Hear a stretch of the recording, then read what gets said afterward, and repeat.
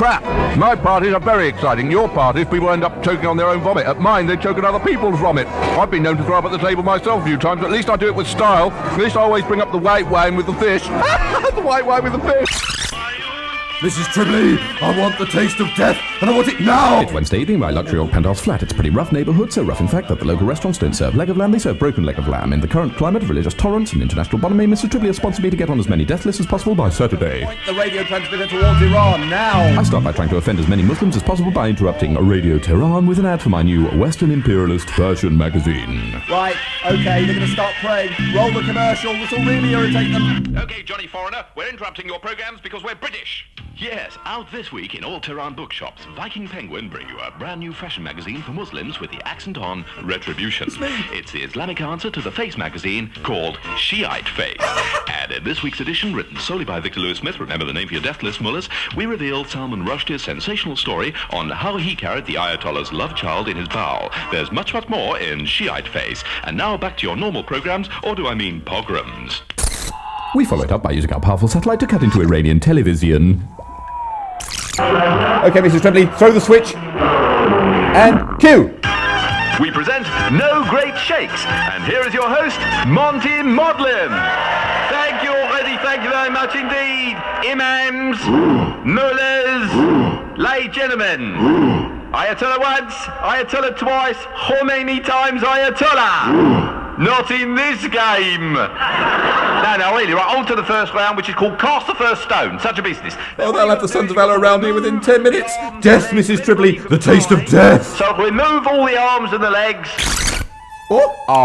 He's mad. He's mad. I know he is. He's totally mad. He shouldn't be on the radio. Yeah. I know, they should get onto him. Who's that? Judge Pickles. Oh, I got second prize. I got second prize for me Piccalilli down the church fete where they judged me Pickles.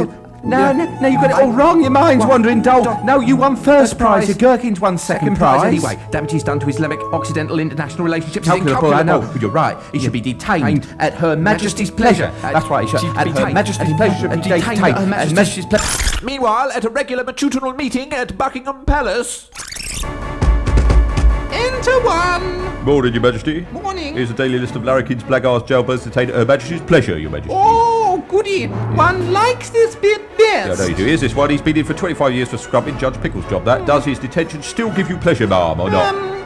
Have you got a photo? Yeah, I've got a photograph here. Oh, yes, he looks really pissed off. He does, doesn't he? Yes, Yeah. that does give me pleasure. Keep him in. Thought he might. Right, he stays in. Right, there's this one here. Family wiped out. Been in for 10 years for parking on double yellow. He's got leukemia. Does that still give you pleasure, Your Majesty? Yes, that'll give me pleasure for years to come. I thought it might. Well, months actually, Your Majesty. Incidentally, I notice you're not very hot on impersonating the voices of reigning British female monarchs, are you? Well, true to say, one Crap. has bitten off more than one can chew on this one, John. You're crap. But I tell you this. You're crap. I will get better. No, I you're will. crap. Dear sir, I have just switched off the radio disgusted after hearing several irreverent remarks made about Her Majesty the Queen. The royal family cannot answer... What you are hearing is the voice of a Herbert. Herberts write ceaselessly to Radio 4, seem to live exclusively in video boxes and have faces so hideously ugly that they look as if they're being shot through fisheye lenses. How can you spot a Herbert? Easy. On special occasions, they wear pristine white shirts with a large rectangle creased into the front because they're so lacking in self-awareness and style that they buy a new shirt and wear it straight from the box thinking it will look spectacular. It doesn't, it looks absurd. In Ipswich... They wear brown polyamide trousers which ride 5 inches above the leg, revealing a pair of brown nylon socks and 3 inches of hairless white calf. They are 6 foot 5 inches tall, go fishing, are train spotters and hang around with 12-year-old boys. They have certain stains about their upper trouser.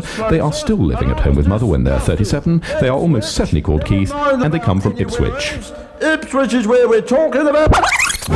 Cities with nothing to offer anybody at all, number 7B. Ipswich. Ipswich. If Suffolk is the Garden of England, then Ipswich is the manure they spread on it. Yes, in Ipswich, book into an hotel, plug in your electric toothbrush, and the streetlights dim. The people are stupid, bovine, the smell of boiled greens, are living proof of what happens when cousins make love, and they all look like victims of forceps delivery. Oh, I don't know what he says he's right about Ipswich. Yes? Oh, a lot to do at night time of Ipswich. Yes? Oh, a lot to do. Some nights I might blink. Yes?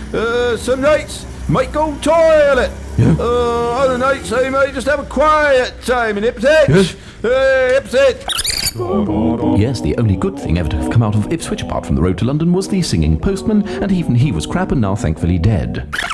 If you got late boy, you might have heard I was always crap, but now I'm interned. Yes, the most exciting thing that ever happens in an Ipswich household is when a light bulb blows and 3 hours later the whole family is still laughing about it. And incidentally, what do you call a black man with a job in Ipswich? Answer, a lavatory cleaner! Should get me on the Ipswich Council's death list. Meanwhile, back in the flat, Mrs. Tribley turns the pirate radio transmitter over to Bombay, where there are about 50 million Hindus to offend, and that'll get me onto at least half a dozen death lists. All right, whip it, get in your sari and... Dressed only in a sari and holding a sitar carved from Abonia, we transmit our pirate revamp version of a well-known children's TV show. I play the long-suffering Harry Corbett, the man with the hand up the pert but yielding Sue, played by Mrs. Tribley. Transmitter and run the videotape. Lewis Smith, jingoistic pirate television, presents The Sooty Show. What's that you say, Sweep? His parents wouldn't give you a dowry? You think he's bad? What's that you say? You want to commit, Sooty? Oh no, careful with that can of petrol and that box of matches, Sweep. Oh dear, Sweep's committed, Sooty children. Bye-bye, everybody. Bye-bye. And tomorrow at the same time we bring you Yogi Bear, in which well-known Hindu holy men are stripped naked and poked with sharp sticks.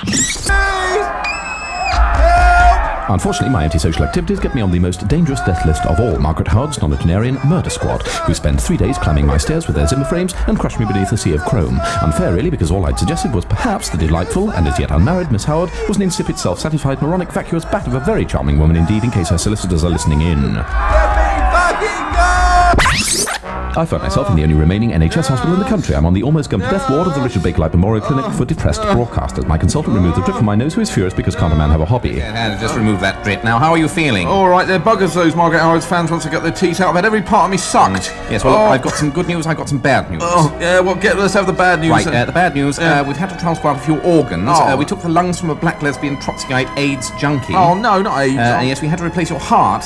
The only one who could get belonged to an obese homosexual who smoked 80 cigarettes a day, drank 4 gallons of cream every hour. Oh, dear, any more bad news was there? Well, you needed a blood transfusion. Yeah? The only donor we could find was that dirty old pissed-up mess-drinking tramp who slumped outside the hospital. Oh, no, well, you said there was some good news, is there? Well, the good news is that you're first in the queue on the Brent housing list. It's the way I tell them. Risible.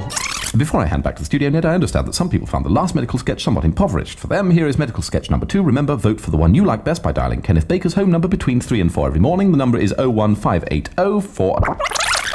Doctor! Doctor, I can't feel my legs! What? You've amputated my legs! Oh God, I can't feel my legs! Pull yourself together, man. It's all right. Relax. We've not amputated your legs. Oh, relief! It's all right. The reason you can't feel your legs is because we've amputated your arms. It's the way I tell them.